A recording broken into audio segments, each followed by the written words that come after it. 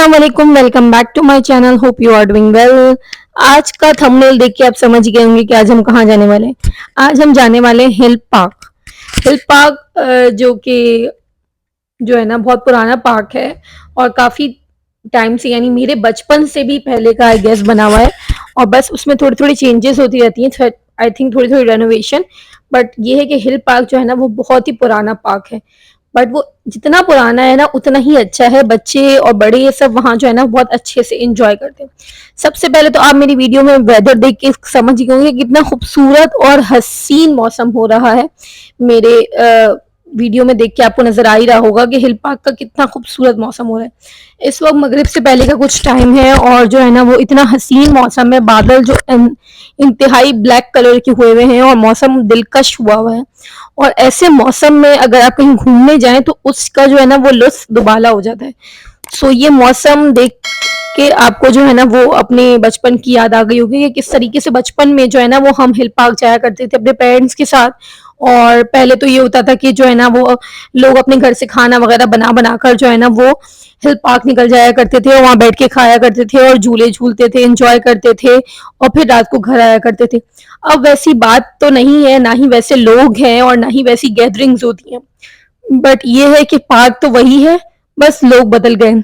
बहरहाल पार्क बहुत ही अच्छा है और अब थोड़ी तरीके से रेनोवेट भी हो गया है। पहले जो है ना बीच में थोड़ी सी इसकी स्लाइड्स वगैरह जो है ना वो क्या कहते हैं मिट्टी वगैरह की जो इससे बनी हुई थी, मिट्टी से नहीं, आई गेस वो व्हाइट कलर का क्या मार्बल होता है पता नहीं, उससे जो है ना वो बनी हुई थी।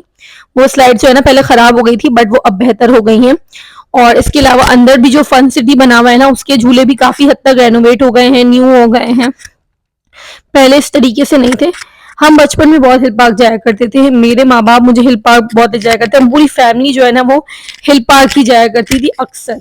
और बड़ा मजा आता था हिल पार्क जाने में, झूले झूलने में, खाना बना के ले जाने में। एक अच्छी सी पिकनिक हो जाती थी, अच्छी खासी पिकनिक हो जाती थी। अब वैसी नहीं पिकनिक होती है और ना ही वैसे लोग हैं। अब हम लोग तो मोबाइल में और इतने मस्त हो गए हैं कि हमें हमें हमारे पास टाइम ही नहीं है कि हम अपने बच्चों को दे सकें और अपने घर वालों के साथ मिलके एक पिकनिक प्लान कर सकें।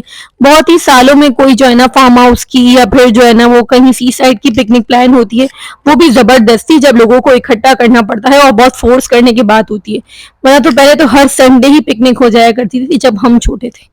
हमने बहरहाल अपना बचपन बहुत अच्छे से गुजारा है। ना ही फोन की कोई वो थी और ना ही कोई ना फोन की वजह से कोई लोगों से डिस्ट्रैक्शन थी। अपनों के साथ इतना टाइम स्पेंड किया जिसकी इंतहा नहीं। बहरहाल इसके वही झूले, इसके ड्रैगन वाला और इसका जो है ना वो बहुत झूले मशहूर थे और इसके वाकई राइड में जो है ना बात है वो किसी राइड्स में नहीं है।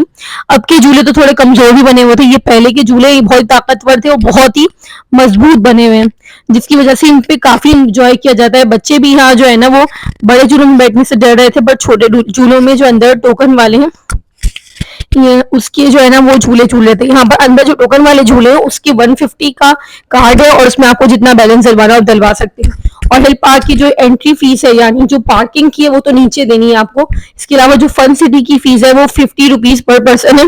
इसमें बच्चे भी इंक्लूड है, 2 ईयर्स से अबव जो है ना बच्चे इंक्लूड है, 50 रुपीज पर हेड। और इसके अलावा फन सिटी की ये टिकट हो गई है। इसके बाद अंदर जो टोकन वाले झूले हैं उसमें हमें 150 का कार्ड लेना है और उसमें आप जितना चाहे बैलेंस चार्ज कर सकते हैं। इसके अलावा जो अंदर राइड्स हैं किसी की 150, किसी की 200, किसी की 100, झूलों के ऊपर है।